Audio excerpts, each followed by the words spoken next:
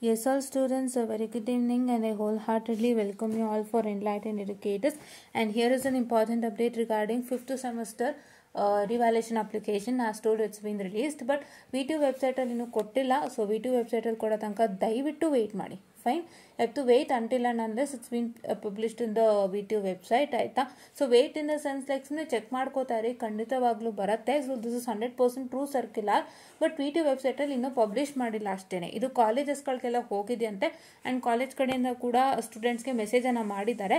So ಹಂಗಾಗಿ this 100% true circular, but ಅವ್ರು V2 ವೆಬ್ಸೈಟ್ಗೆ ಇನ್ನೂ ಪಬ್ಲಿಷ್ ಮಾಡಿಲ್ಲ. ಕಾಲೇಜಸ್ಗೆ ಆಲ್ರೆಡಿ ಕಳಿಸಿದ್ದಾರೆ. ಓಕೆನಾ?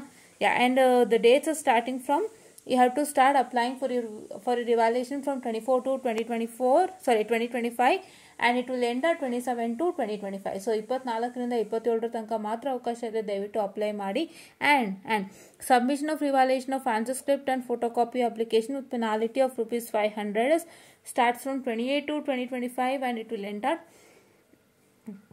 3/3/2025. ಸೊ ಇಷ್ಟು ಡೇಟ್ ಒಳಗಡೆ ಆಗುತ್ತೆ. ಸೊ 3ನೇ ತಾರೀಕು ತನಕನೂ ಆಗುತ್ತೆ. 28 ಇಂದ 3rd ತನಕ ನಿಮಗೆ ಪೆನಾಲಿಟಿ ಒಂದು ಪೇಮೆಂಟ್ ಅನ್ನ ಕನ್ಸಿಡರ್ ಮಾಡ್ತಾರೆ, ₹500 penalty payment. But before that that is 24 to 2025 to 27 to 2025 it's just a normal payment, right? ಒಂದು ಸಬ್ಜೆಕ್ಟ್ಗೆ ₹400 ಆಗುತ್ತೆ ರಿವ್ಯಾಲ್ಯೂಷನ್.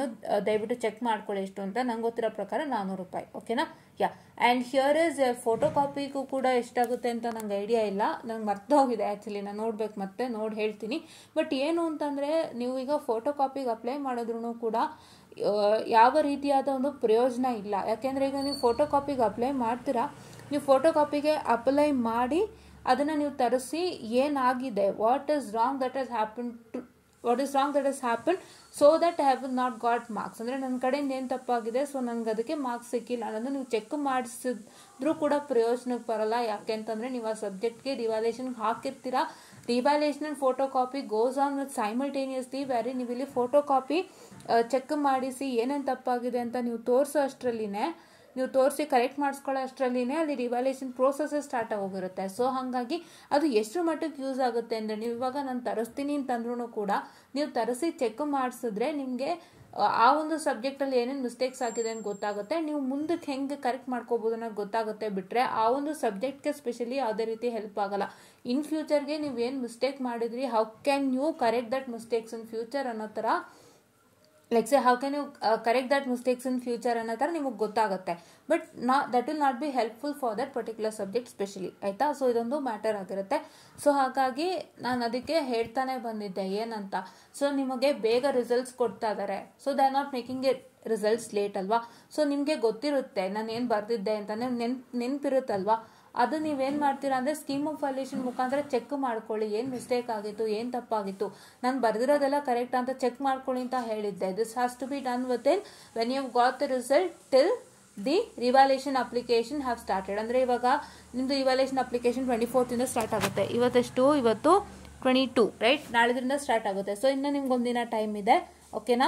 ನಿಮ್ಗೆ ರಿಸಲ್ಟ್ ಬಂದಾಗಿಂದನೂ ಅದೇ ಹೇಳ್ತಾ ಇದ್ದೀನಿ, ನೀವು ರಿವ್ಯಾಲ್ಯೂಷನ್ ಅಪ್ಲಿಕೇಶನ್ ರಿಲೀಸ್ ಮಾಡೋದಕ್ಕೂ ಮುಂಚೆನೇ ನೀವು ಇದೆಲ್ಲ ರೆಡಿ ಮಾಡಿ ಇಟ್ಕೋಬೇಕು. ನಾನು ಹಾಕ್ಬೋದಾ ರಿವ್ಯಾಲ್ಯೂಷನ್ಗೆ, ನಾನು ಒಂದು ಆನ್ಸರ್ಸ್ ಕರೆಕ್ಟಾಗಿ ಬರ್ದಿದ್ದೀನಾ, ನನ್ನ ಕ್ವಶನ್ ಪೇಪರ್ನ ಇಟ್ಕೊಂಡು ನೀವು ಜಸ್ಟ್ ಆನ್ಸರ್ಸ್ನ ಚೆಕ್ ಮಾಡ್ಕೋತಾ ಬನ್ನಿ. ನೀವೇನು ಬರ್ತಿದ್ದೀರಾ, ಅಲ್ಲೇನಿದೆ, ಏನು ಮಿಸ್ಟೇಕ್ ಆಗುತ್ತೆ ಎಲ್ಲ ಚೆಕ್ ಮಾಡಿ ರೆಡಿ ಇಟ್ಕೊಳ್ಳಿ ಅಂತ ಹೇಳಿದ್ದೆ. So if in case anybody has not done, please to make sure that you do it without fail. ಆಯಿತಾ? ಆ್ಯಂಡ್ ಯಾರ್ಯಾರೆಲ್ಲ ಕೇಳ್ತೀರಾ ಈಗ, ಸೇ ಫಾರ್ ಎಕ್ಸಾಂಪಲ್ ಇದನ್ನು ಮತ್ತೆ ಕ್ಲಿಯರ್ ಮಾಡ್ತಾ ಇದ್ದೀನಿ, ಬಿಕಾಸ್ ಯಾಕಂದರೆ ಮತ್ತೆ ಕ್ವಶನ್ಸ್ ಬರ್ಬೋದು. 9 ಮಾರ್ಕ್ಸ್ ತೆಗೆದಿದ್ದೀನಿ, ಆರ್ 12 ತೆಗೆದಿದ್ದೀನಿ, 13 ತೆಗೆದಿದ್ದೀನಿ, ನಾನು ರಿವ್ಯಾಲ್ಯೂಷನ್ಗೆ ಹಾಕ್ಬೋದಾ ಅಂತ. So it is up to you. ಆಯಿತಾ? ಸೊ ನೀವು ಹೆಂಗೆ ಅಟೆಂಪ್ಟ್ ಮಾಡಿದ್ರೆ ಅದ್ರ ತಕ್ಕಂಗೆ ನಿಮಗೆ marks, right? I don't know how you have written and how what is the status of your answer paper, right? So ನೀವೇನು ಬರ್ದಿದ್ದೀರಾ ಅಂತ ನಿಮಗೆ ಗೊತ್ತು, ಅದ್ರ ಪ್ರಕಾರ ಅರ್ಥ ನೀವು ಡಿಸೈಡ್ ಮಾಡಿ ರಿವ್ಯಾಲ್ಯೂಷನ್ಗೆ ಹಾಕಿ. See if you are very much confident and if you know that I have written everything but marks is not given to me, ನನಗೆ ಅವರು ಇವಾಲ್ಯುಯೇಟರ್ ನನ್ನ ಪೇಪರ್ಗೆ ನ್ಯಾಯ ಮಾಡಿಲ್ಲ ಅಂತ ನಿಮಗೆ ಗೊತ್ತಿತ್ತು ಅಂದರೆ, ನೀವು ತುಂಬ ಕಾನ್ಫಿಡೆಂಟ್ ಇದ್ದೀರಾ ಅಂದರೆ, no need to ask anybody, nobody stopping you from that, you can directly apply for evaluation. ಆಯಿತಾ? ಯಾರ್ಯಾರೆಲ್ಲ ಇನ್ನೂ ಕಾನ್ಫಿಡೆಂಟ್ ಇಲ್ಲ, ಲೈಕ್ ಸೇ ಜಸ್ಟ್ ಇವಾಗ ನನಗೆ 9 ಮಾರ್ಕ್ಸ್ ಬಂದಿದೆ, ಇವಾಗ ಯಾರೋ ಫೇಲ್ಡ್ ಆಗಿಬಿಟ್ಟಿರ್ತಾರೆ, they got some 9-10 marks are so far 50. Right. ಅಂಥ ಸ್ಟೂಡೆಂಟ್ಸ್ಗೆ ಅಲ್ಲಿ ಏನಾಗ್ತಿರುತ್ತೆಪ್ಪ ಅಂತ ಹೇಳಿದ್ರೆ, ಆ ಸ್ಟೂಡೆಂಟ್ಸು ಬಂದ್ಬಿಟ್ಟು ಒಂಥರ ಗೊಂದಲ, ಲೈಕ್ ನಾನು ಹಾಕ್ಬೇಕಾ ಇಲ್ವಾ ರಿವಾಲ್ಯೂಷನ್ಗೆ ಅನ್ನೋ ಥರ ನಿಮ್ಮಲ್ಲೇ ಗೊಂದಲ ಇರುತ್ತೆ, ನಿಮಗೂ ಗೊತ್ತಿರೋದಿಲ್ಲ. ನೀವು ಸಡನ್ ಆಗಿ ಬಂದು ನಮ್ಮ ಹತ್ರ ಕೇಳ್ತೀರಾ, ಏನಾದ್ರು ಕೇಳೋಣ ಮಾಡೋಣ ಅಂತ ಕೇಳಕ್ಕೆ ಸ್ಟಾರ್ಟ್ ಮಾಡ್ತೀರಾ. ಹಾಗೆ ಕೇಳೋರಿಗೆ ನಾನು ಹೇಳೋದು ಇಷ್ಟೇನೆ, ಸ್ಕೀಮ್ ಆಫ್ ವ್ಯಾಲ್ಯೂಯೇಷನ್ ರಿಲೀಸ್ ಆಗಿದೆ, ನಮ್ಮ ಗ್ರೂಪಲ್ಲಿ ಲಿಂಕ್ ಇದೆ, ನಮ್ಮ ಯೂಟ್ಯೂಬ್ ಚಾನಲಲ್ಲಿ ಕೂಡ ಲಿಂಕ್ ಇದೆ. ನೀವು ಯೂಟ್ಯೂಬ್ ಚಾನಲ್ ಕಮ್ಯುನಿಟಿ ಪೇಜ್ಗೆ ಹೋದ್ರೆ ಖಂಡಿತ ಲಿಂಕ್ ಸಿಗುತ್ತೆ. ಲಿಂಕನ್ನು ತಗೊಳ್ಳಿ, ಚೆಕ್ ಮಾಡಿ ಸ್ಕೀಮ್ ಆಫ್ ವ್ಯಾಲ್ಯೂಯೇಷನ್ಸ್ನ. ಇನ್ನೂ ಒಂದಿನ ಟೈಮ್ ಇದೆ, ಶಿಸ್ತಾಗಿ ಕೂತ್ಕೊಂಡು ಸ್ಕೀಮ್ ಆಫ್ ವ್ಯಾಲ್ಯೂಯೇಷನ್ ಚೆಕ್ ಮಾಡಿ. ನೀವು ಬರ್ದಿರೋಕ್ಕೂ ಅಲ್ಲಿರೋಕ್ಕೂ ಏನು ವ್ಯತ್ಯಾಸ, ನೀವು ಅಲ್ಲಿರೋ ಹಾಗೆ ನೀವು ಬರ್ದಿರೋದ್ರಲ್ಲೆಲ್ಲ ಸ್ಯಾಟಿಸ್ಫೈ ಮಾಡಿದಿರಾ, whatever you have written is it satisfying the scheme of valuation ಅಂತ ಚೆಕ್ ಮಾಡಿ. ಸ್ಕೀಮ್ ಆಫ್ ಅದಕ್ಕೆ ಹತ್ರದಲ್ಲಿದ್ರೂ ಪರವಾಗಿಲ್ಲ ಮಾರ್ಕ್ಸ್ ಕೊಡ್ತಾರೆ, ತುಂಬ ದೂರ ಬೇಡ, ಹತ್ರದಲ್ಲಿದ್ರೂ ಪರವಾಗಿಲ್ಲ ಮಾರ್ಕ್ಸ್ ಕೊಡ್ತಾರೆ. ದೆನ್ ಸ್ಯಾಟಿಸ್ಫೈ ಮಾಡಿದ್ದೀರಾ ನೋಡಿಬಿಟ್ಟು ನೀವು ರಿವಾಲ್ಯೂಷನ್ಗೆ ಹಾಕಿ, ಆಯ್ತಾ. For the first time one who's applying for revaluation and for the first time one who had faced such kind of problem.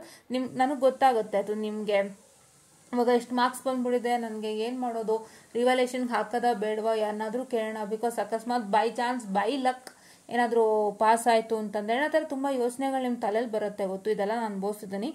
So ಹಾಗಾಗಿ ಈ ಥರ ಆದಾಗ ನೀವೇನು ಮಾಡಬೇಕು ಅಂದರೆ, this is what you have to do. What you have to do is you have to just check with the scheme of evaluation along with your answers and compare how will you have done and whether you get marks easily. ನಂಗೆ ಸಿಗುತ್ತಾ ಅನ್ನೋ check ಮಾಡಿ ಆ ನಂತರ ನೀವು apply ಮಾಡಿ, ಆಯಿತಾ. ಯಾವುದೇ ಟೆನ್ಷನ್ಗೊಳಗಾಗಬೇಡಿ, ಕನ್ಫ್ಯೂಷನ್ಗೊಳಗಾಗಬೇಡಿ. ನೀವು ಈ ಥರ ಕೇಳಿದಾಗ ಒಬ್ಬೊಬ್ರು ನಂತರ ಹೇಳೋವಂಥ ಚಾನ್ಸಸ್ ತುಂಬ ಇರುತ್ತೆ. ಒಬ್ಬೊಬ್ರು ಏನು ಹೇಳ್ತಾರೆ ಅಂದರೆ, ಹಾಕ್ಬಿಡಿ ಅಪ್ಲೈ ಮಾಡಿ, ಚಾನ್ಸ್ ಫ್ಯಾಕ್ಟರ್ ಪಾಸ್ ಆಗ್ಬೋದು ಅಂತಾರೆ. ಕೆಲವ್ರು ಹೇಳ್ತಾರೆ 9 ಮಾರ್ಕ್ಸ್ಗೆ ಎಲ್ಲಾಗುತ್ತೆ ಅಂತ, ಕೆಲವ್ರು ಹೇಳೋದುಂಟು. ಸೊ ಹಾಗಾಗಿ ಆ ಥರ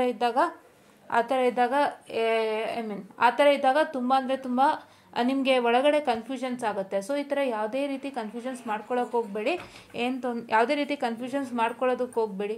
ಜಸ್ಟ್ ಅ ಮಿನಿಟ್ ಫ್ರೆಂಡ್, ಏನು ಬಾಗಿಲು ನಕ್ಕೊಡಪ್ಪ, ಇಲ್ಲಿ ಬಿಡು ಅಷ್ಟೇ. ಸೊ ಆ ಥರ ಏನು ಕನ್ಫ್ಯೂಷನ್ಸ್ ಮಾಡ್ಕೊಳ್ಳೋದಕ್ಕೆ ಹೋಗಬೇಡಿ, ಆ ಥರ ಟೆನ್ಷನು ಮಾಡ್ಕೊಳ್ಳೋದಕ್ಕೆ ಹೋಗಬೇಡಿ. ನಿಮಗೆ ಬೇರೆಯವರು ಬೇರೆ ರೀತಿ ಒಪಿನಿಯನ್ ಕೊಡ್ಬೋದು. If you ask with many people, everybody's opinion will be different. So ಹಾಗಾಗಿ ಈ ಥರ ಯಾವುದೇ ಒಂದು ಟೆನ್ಷನ್ಗೆ ಒಳಗಾಗದಂತೆ ನೀವು ಮಾಡಬೇಕಾಗಿರೋಂಥ ಮೇನ್ ಕೆಲಸ ಏನಪ್ಪ ಅಂತಂದರೆ, ದಯವಿಟ್ಟು ಸ್ಕೀಮ್ ಆಫ್ ವ್ಯಾಲ್ಯೂಯೇಷನ್ ಜೊತೆಗೆ ನಿಮ್ಮ ಆನ್ಸರ್ಸ್ನ ಇಟ್ಕೊಂಡು ಚೆಕ್ ಮಾಡಿ. ನಿಮ್ಮ ಆನ್ಸರ್ಸ್ ಅಂದರೆ ನಿಮಗೆ ಪೇಪರ್ ಕೈಯಲ್ಲಿಲ್ಲ, ಗೊತ್ತಲ್ವ, ಫೋಟೋ ಕಾಪಿ ಕೈಯಲ್ಲಿಲ್ಲ. ಸೊ ನಿಮಗೆ ನೀವು ಬರ್ದಿರೋ ಆನ್ಸರ್ ಗೊತ್ತಿರುತ್ತೆ, ಅದನ್ನು ನೀವು ಚೆಕ್ ಮಾಡಿಕೊಂಡು ವೆರಿಫೈ ಮಾಡಿಕೊಂಡು ಆ ನಂತರ ನೀವು ರಿವಾಲ್ಯೂಷನ್ಗೆ ಹಾಕಿ, ಆಯಿತಾ. If you are only confident, try to apply for revaluation, because revaluation money is not so easy, right. ನೀವು ಕಷ್ಟಪಟ್ಟು 400 ರೂಪಾಯಿ ಹಾಕ್ತೀರಾ, ಅವ್ನು ಮತ್ತೆ ಬೇಕು ಅಂತ ನಿಮ್ಮನ್ನ ಫೇಲ್ ಮಾಡಿದ್ರೆ 400 ರೂಪಾಯಿಗೂ ಬೆಲೆ ಹೋಗುತ್ತೆ, ನಿಮ್ಮ ಕೊಟ್ಟಿದ್ದು ವೇಸ್ಟ್ ಆಗುತ್ತೆ. ಇದೇ ಪ್ರಾಬ್ಲಮ್ VTUನಲ್ಲಿ. ಸೊ ಹಾಗಾಗಿ ದಯವಿಟ್ಟು ಈ ಥರ ಎಲ್ಲ ಇದು ಮಾಡದಂತೆ ನೀಟಾಗಿ, ಇನ್ನೂ ಒಂದಿನ ಟೈಮ್ ಇದೆ, ಇವಾಗಿಂದನೇ ಟೈಮ್ ಇದೆ ನಿಮಗೆ, ಒಂದಿನ ಅಲ್ಲ, ಎಷ್ಟೋ ಒಂದು ಕಾಲು ದಿನ, 1.5 ದಿನ ಇದೆ. ದಯವಿಟ್ಟು ಯೂಸ್ ಮಾಡ್ಕೊಳ್ಳಿ, 1.5 ದಿನ ಇದೆ, ದಯವಿಟ್ಟು ಯೂಸ್ ಮಾಡ್ಕೊಳ್ಳಿ, ಚೆಕ್ ಮಾಡ್ಕೊಳ್ಳಿ, ಎಲ್ಲ ಮಾಡಿಕೊಂಡು ರಿವಾಲ್ಯೂಷನ್ಗೆ ಧೈರ್ಯವಾಗಿ ಅಪ್ಲೈ ಮಾಡಿ, ಆಯಿತಾ. ಸೊ ಪದೇ ಅದೇ ರಿಪೀಟೆಡ್ ಕ್ವಶನ್ಸ್, ಮ್ಯಾಮ್ ನಂಗೆ 9 ಬಂದಿದೆ ರಿವಾಲ್ಯೂಷನ್ಗೆ ಹಾಕಬೇಕಾ, ಅಥವಾ ನಾನು 10 ಬಂದಿದೆ ರಿವಾಲ್ಯೂಷನ್ಗೆ ಹಾಕಬೇಕಾ, ಈ ಥರ ಕ್ವಶನ್ಸ್ ಕೇಳೋಕ್ಕೆ ಹೋಗಬೇಡಿ. ಅದಷ್ಟು ಕ್ವಶನ್ಸ್ಗೆ ನಾನು ಇಲ್ಲೇ ಉತ್ತರ ಕೊಟ್ಟಿದ್ದೀನಿ, ಇದನ್ನು ಮತ್ತೆ ಹೇಳ್ತಾ ಇದ್ದೀನಿ ಅಂತ ಅನ್ಕೋಬೇಡಿ. ಇದು 4-5 ಸಲ ರಿಪೀಟ್ ಆಗಿದೆ ನಮ್ಮ ಇದರಲ್ಲಿ ವೀಡಿಯೋಸ್ನಲ್ಲೇ. ಬಟ್ ಏನಕ್ಕೆ ರಿಪೀಟ್ ಆಗ್ತಿದೆ ಅಂದರೆ, because I want new subscriber also to know it. Because ತುಂಬ ಜನ ಇದನ್ನು ನೋಡದೆ ಮತ್ತೆ ಪ್ರಶ್ನೆ ಮಾಡ್ತೀರಾ, ಅವರೆಲ್ಲರಿಗೂ ನಾನು ಇದನ್ನು ಮತ್ತೆ ಜ್ಞಾಪಿಸ್ತಾ ಇದ್ದಾಗ ನಿಮಗೆ ಗೊತ್ತಾಗುತ್ತೆ ಅನ್ನೋ ಒಂದೇ ಕಾರಣಕ್ಕೆ ನಾನು ಮತ್ತೆ ಹೇಳ್ತಾ ಇದ್ದೀನಿ. ಸೊ ದಯವಿಟ್ಟು ಅರ್ಥ ಮಾಡ್ಕೊಳ್ಳಿ ಆ್ಯಂಡ್ ಎಲ್ಲರೂ ನಂಬಿಕೆ ಇಟ್ಟು ವಿಶ್ವಾಸ ಇಟ್ಟು ರಿವಾಲ್ಯೂಷನ್ಗೆ ಹಾಕಿ, ಎಲ್ಲರಿಗೂ ಒಳ್ಳೆಯದಾಗುತ್ತೆ. ಯಾವುದೇ ರೀತಿಯಾದಂಥ ಭಯ ಬೇಡ ಅಂತ ಹೇಳ್ತಾ, I'll just wind up the session of students and let us meet up with an interesting content in the next. And ಹೀಗೆ ನೆಕ್ಸ್ಟ್ ನಿಮಗೆ ಬರೋಂಥ ಕಂಟ್ರೋಲ್ ಸಿಸ್ಟಮ್ಸ್ ಏನಿದೆ ಎಲ್ಲ ಕಂಟಿನ್ಯೂ ಮಾಡ್ತಾ ಹೋಗ್ತೀನಿ. ಆ್ಯಂಡ್ ಅದರದ್ದು ಪ್ಲೇಲಿಸ್ಟ್ಗಳಿದೆ, ದಯವಿಟ್ಟು ವಾಚ್ ಮಾಡಿ, ಮಿಸ್ ಮಾಡ್ದಂತೆ. ಕಂಟ್ರೋಲ್ ಸಿಸ್ಟಮ್ ವೀಡಿಯೋಸ್ನ ದಯವಿಟ್ಟು ನೋಡಿ. ಆ್ಯಂಡ್ ಮತ್ತೆ ತಿರ್ಗಾ EMFT ವೀಡಿಯೋಸ್ನ ಸ್ವಲ್ಪ ಸ್ಟಾರ್ಟ್ ಮಾಡ್ತೀನಿ, ದಯವಿಟ್ಟು ನೋಡಿ ಸಪೋರ್ಟ್ ಮಾಡಿ ಅಂತ ಹೇಳ್ತಾ, ಬೇಗ ರಿವಾಲ್ಯೂಷನ್ಗೆ ಅಪ್ಲೈ ಮಾಡ್ಕೊಳ್ಳಿ ಸ್ಟೂಡೆಂಟ್ಸ್ ಅಂತ ಹೇಳ್ತಾ, I just wind up the session all and thank you.